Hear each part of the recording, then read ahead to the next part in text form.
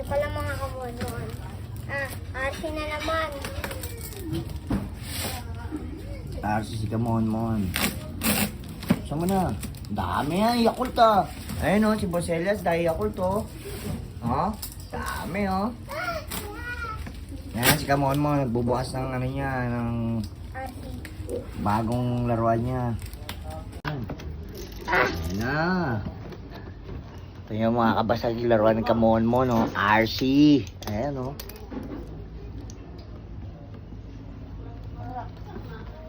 Sige.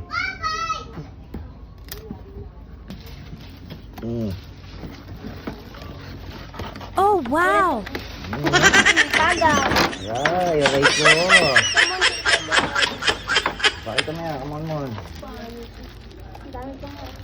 Ano ba yung RC? Oh. Uy, teka, Diyos ka. Oh, ayan, no? May matik. May kita.